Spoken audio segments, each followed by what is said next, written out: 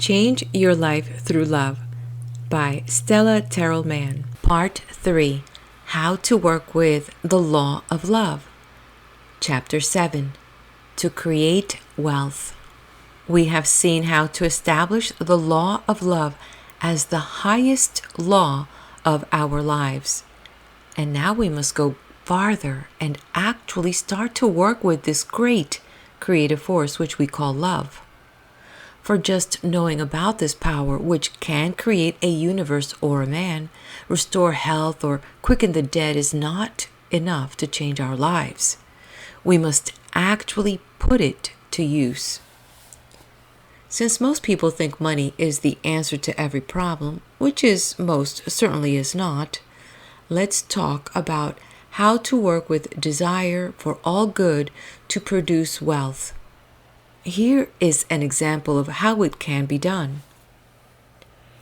In the Depression days a few years back, a young man came to me for help. Not long out of college, he had come west looking for some ideal he felt he had not found. He was unhappy and lately had been ill, though there seemed nothing organically wrong with him. He had attacks of dizziness and stomach sickness. He was, he said, very sick of poverty. In working with problems of others, I take as truth or spiritual law Jesus' promise that where two are agreed concerning a thing, it will be done unto them as they ask. We then ask in prayer. Our first step is to agree. But this young man confessed he knew very little about prayer. He never had had a prayer answered and did not think he could pray for abundance and receive it. He did not discount prayer, as he was sure others got something out of it, but it was too deep for him. This student was a good man. He had been brought up in church, but said he had never gotten much out of it. He attended occasionally now that he was away from home because he felt that this much respect was due his parents, who were ardent church workers. He felt rather guilty about his non-attendance. His parents were poor and had struggled all their lives. The young man had worked his way through school and felt he could not accept his parents' views on the blessings of poverty as a means of enriching the spirit. The Old Testament was a hodgepodge to him, much of it disgusting, a recital of murder, rape, war, greed, ambition, and too much talk about one's enemies and revenge, but with some good advice here and there. He liked the New Testament. He had read some of my published work concerning the spiritual laws and had come to me because he was convinced there was a better way to handle the affairs of life than the way in which he then was handling them. We began our work on the agreement that if others could and did learn the mysteries of prayer as an aid in solving the everyday problems of life, then he, the student, could do likewise. We took as our promise the following: Therefore I say unto you, what things soever ye desire when ye pray, believe that ye receive them, and ye shall have them. Jesus in Mark chapter 11, verse 24. Asked to state his desire in one sentence, the young man said, I desire to get rid of poverty. It is the only real problem I have. Your real problem, I corrected, is to learn how to create wealth. Poverty is nothing. Your desire is to create a fortune. We need not bother to think about how to get rid of nothing. He agreed. I then explained the rules involved. First, your purpose for wanting wealth must be spiritually legal within the law of love. Second, you must desire to create a fortune. Next, you must act. To act includes asking with your prayers. It also includes your every thought, word, and deed. All these must come within the law of love. Then you must believe. You must have faith in the success of your project. You must have such unbounded faith in it that you will become as happy as though it had been done. This will require a perpetual attitude of happy expectancy, which will come only if and when you can truly believe in God's love, not only for you, but for all men. Finally, you must be grateful. If you are grateful, your very pores will open to receive good. Every brain cell will be stimulated to both giving and receiving good. For it is a spiritual law that a grateful man shall abound in blessings. Gratitude includes sharing your time, your love, and your money. You must do this cheerfully. Your inner Lord loves cheerful giving and also cheerful living. There is a spiritual law involved. To give cheerfully stimulates your consciousness to earn more. It takes away fear. It makes you confident that there is more to be had where that which you are giving away came from. Being cheerful is trusting God. You must also bless your money. Love and bless. Desire good for all whom you contact in your work. Above all else, you must actually desire a fortune. Care about it with all the fervor of which your heart is capable in order to create it. That, said the student, is a very large order. A very large bill of goods is what you hope to receive. I reminded him, and you will get what you desire, order, pray for, and believe in. We then took stock of what he had in hand. This too is a spiritual law. Start with what you have and make the first move. He was working for a housing firm. He was surprised to learn that his unhappiness and his inclination to stomach sickness grew out of his secret disapproval of his firm's policies, which were bad to say the least. Guess I am just too critical, sort of holier than thou, the student said when he traced his last attack of stomach sickness to the time he had just learned of the sad plight of an elderly widow his firm had swindled. It is all very legal, the student explained. The old lady lost her suit in court, lost her money, lost hope. She never will get the home she thought she'd get. She is broke. This is the way the firm does business. The whole policy of the company is to trade on the ignorance of victims who sign tricky contracts which they don't understand. He explained the working of it in detail. A subsequent checkup showed his statements to be true. The firm was barely right legally and shamefully wrong morally and spiritually. Be glad it makes you sick at your stomach, I said. The stomach is sympathetic. It is an acceptor of food. Digested food becomes a part of the living body. So with ideas, you are deliberately choosing right and openly refusing to accept wrong. Even your stomach revolts. To be revolted at the injustices to your own fellow men and desirous of doing something about them is to be working with love.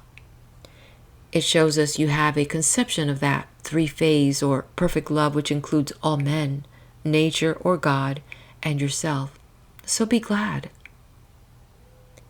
He wanted to do the right thing and was inclined to think it meant staying with that firm and trying to bring the men up to a higher level.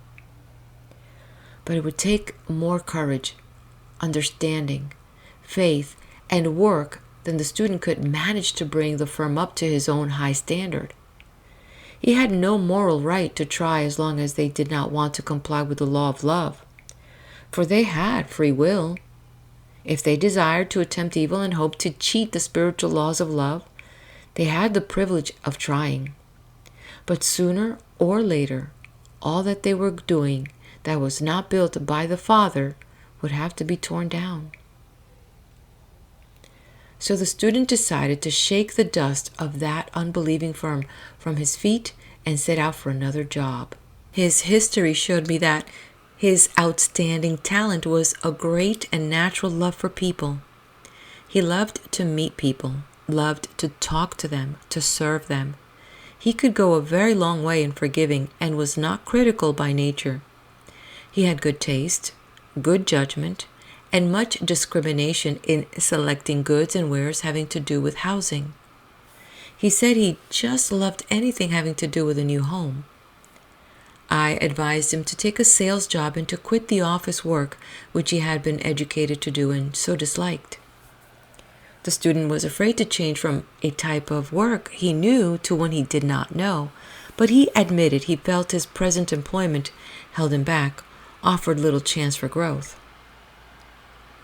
Take a job that you can love, one that will let you grow, I advised.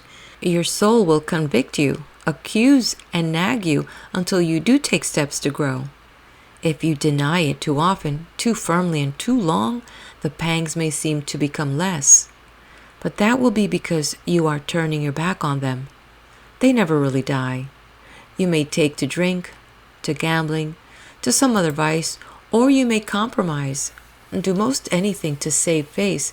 But if you do, eventually it will show up in your mind as deep unhappiness and in your body as ill health.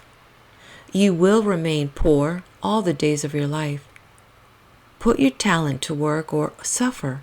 You naturally love things to do with a new home. Get a sales job in some field having to do with your natural desires. Work with love. To this he agreed.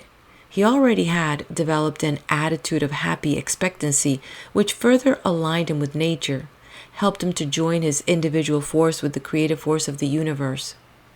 We are never so near God as when we are truly happy. Finally, a new job opened, but the student was discouraged. It offered only $18 a week. He had been receiving $25. His hours would be longer. He would be working 6 days a week instead of 5. Isn't that going backward? He worried.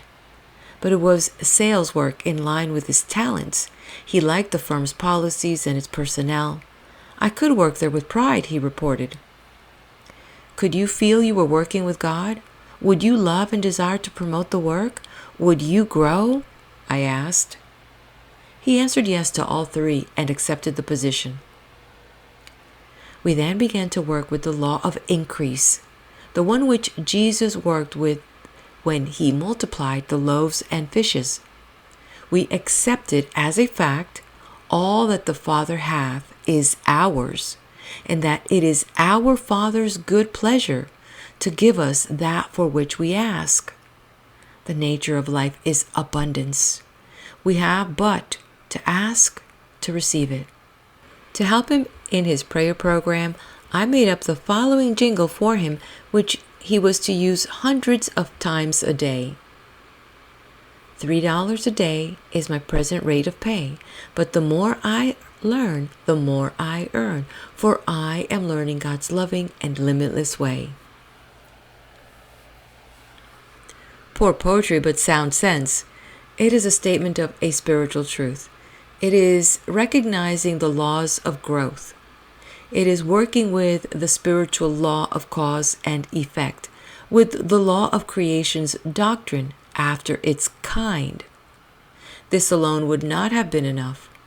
The big thing, the underlying principle, was that he had to be operating within the law of love. Also, he had to know beyond any doubt that there was nothing to oppose him. I warned him that the instant he doubted, he then began to neutralize his efforts and would demonstrate according to his fear instead of according to his desire. He was praying for the way, the wisdom, and the work by which he would create a fortune, and he had to believe that they had already been received. During the early time of his new job, the student began to study his Bible seriously. Each time he read, he admitted that he saw a new truth which before had escaped him. One day, he reported that he now knew Jesus meant wisdom, courage, and actual guidance when he said, "All that the Father hath is thine." A little later, he began to realize that he already had all he needed within himself, and that he must merely bring it forth, a process of recognition quite as much as creation. Presently, the student was put on commission basis, and in short time he was earning first 50, then 75, and finally $100 a week. At each new increase of pay, he changed the amount in the first line of his jingle. One day he said, "Look, if I can earn $100 a week, what's to keep me from earning $100 a day as long as I keep within the laws of love? Why should there be any limit? As long as I work with God, I am doing His work, carrying out His will. Why wouldn't God be pleased with me and rejoice in my growth and help me further?" This showed us he had some learning yet to do before he could get away from the old idea of a personal God, the idea of a Superman, a deity made in man's own image and likeness. But he eventually did come to accept God as the Spirit, the cause of all there is, rather than as a person. Then he saw that he must think not of having God work with him, but of raising his own consciousness to that place where he could see that he was working with God, the creative spirit of all good and of principles already established. The world always pays top wages to top performers of a work that blesses all. Working for love always brings more money than merely working for pay. If the laws of growth, abundance, and increase work on a small scale for one individual, why will they not work on a very large scale for all the world? The student earnestly inquired, why couldn't we change our economic system by this same law?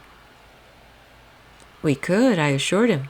The power that was able to create a universe could certainly create all the things needed by the life which is also created, loves, and placed within that universe. Man has been provided for from the beginning of the world. Certainly, we could learn how to work with the creative spirit of all good and create a heaven on earth. Then why don't we? He wondered. For lack of enough love, enough right purpose, enough desire to help others, I replied. People, as a whole, do not understand the nature of the spirit of the universe. They believe in poverty, bad luck, and set them above the power of good. They try to take from others because they believe in scarcity, yet all the time the natural law is one of abundance. We see it in sands, seed, and everywhere that life abounds. Abundance is a part of the evidence of the law of love. Love always is lavish, gives, provides richly. Belief in that law opens the door to abundance. You are as unlimited as you believe yourself to be. Then I am unlimited, period, he said seriously. Before we go on with his story, let us stop here and consider the points which had to do with his success and will have to do with the success of any individual who accepts as truth the promise, all that the Father hath is thine, and then sets out to call upon it. This young man's purpose was right and good. He had faith before he tried his works. He did not just sit down and dream, but worked to create a fortune. Finally, he greatly desired and loved abundance. In working, he looked with the eyes of love, listened and spoke with love. He thought with the mind of love. He was frank, kind, honest to all, and happily expectant. That was trusting love. He loved the people who came to buy from him. He cared about their problems, hopes, desires, even about their families, and let them know he cared. He cared to please them, and they loved and trusted him. They couldn't keep from it, for it is the way of love. They came back for more purchases and brought their sisters, their cousins, and their aunts. And oh, how he loved his work, how he loved to earn. He worked with gratitude. He blessed every cent that came to his hands, called it God or good in substance, and saw it as evidence of the power of good loving him and blessing him. So he in turn blessed his money on receiving it and on sending it out. He accepted blessing as a part of the established principles of increase.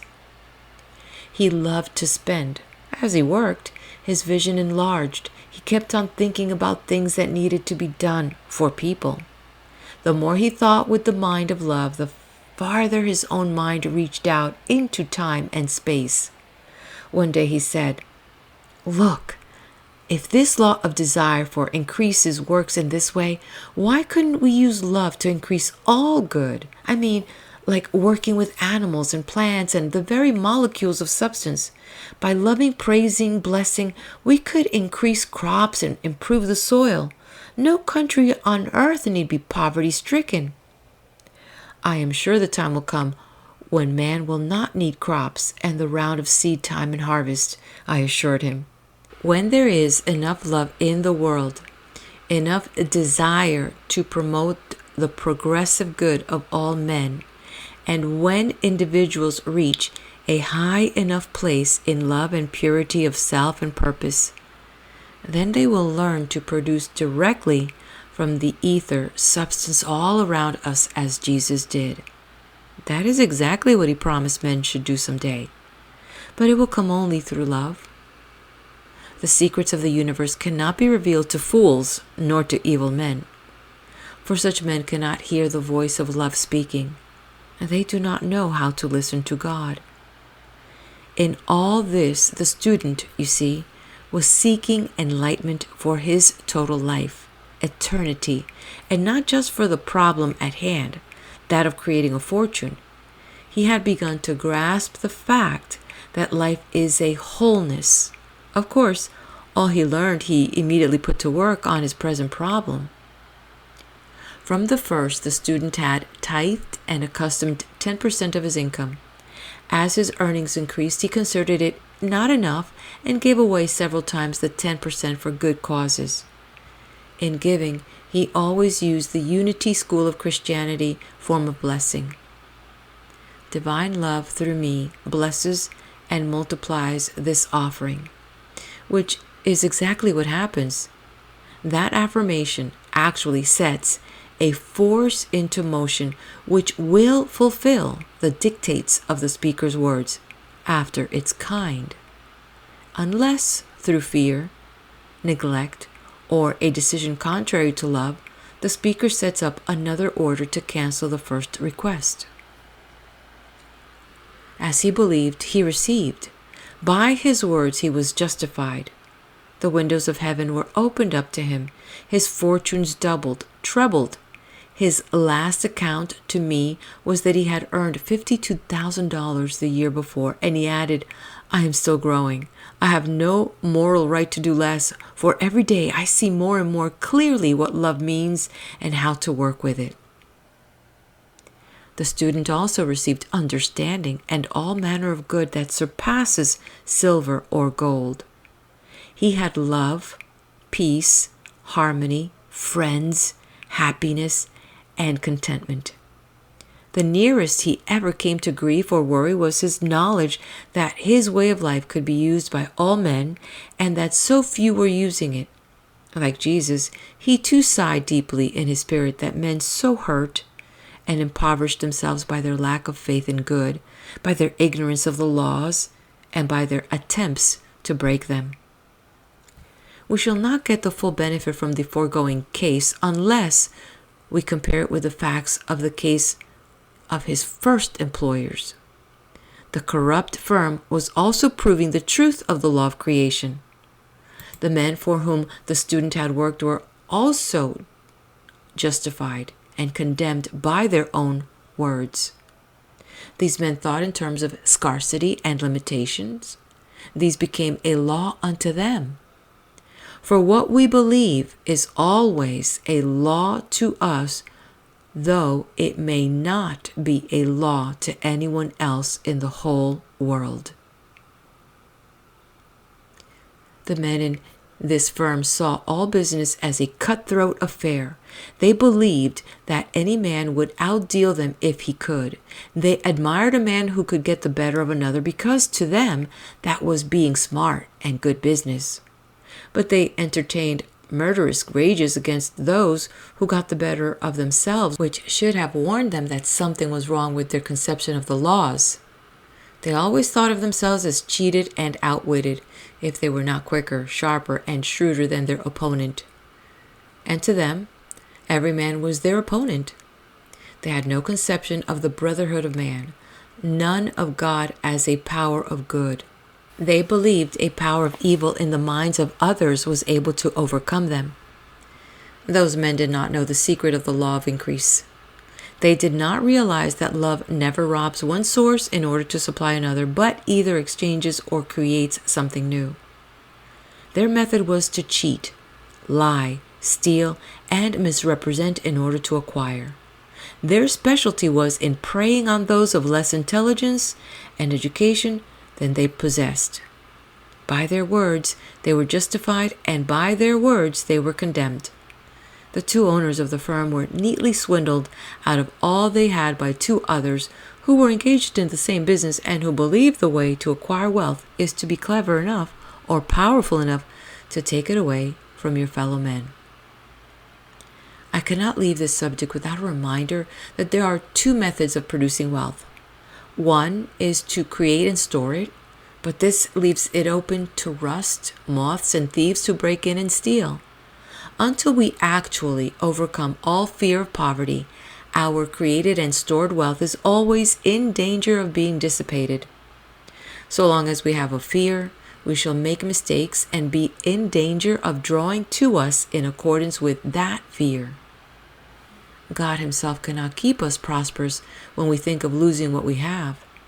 Generally speaking, a desire to store up wealth is proof in itself of a fear of the future, a doubt about our power to earn, a doubt about God's ability and intention to provide.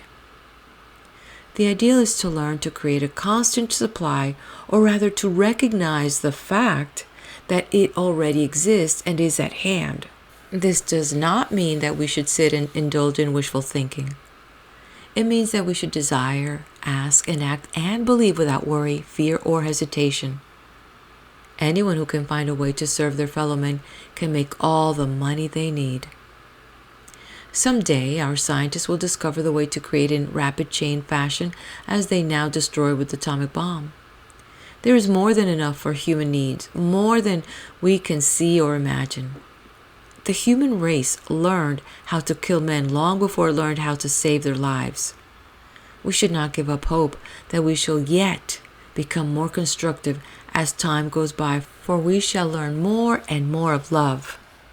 Eventually, we shall learn to use the law of creation as easily, as safely, and for as good results as we now use fire.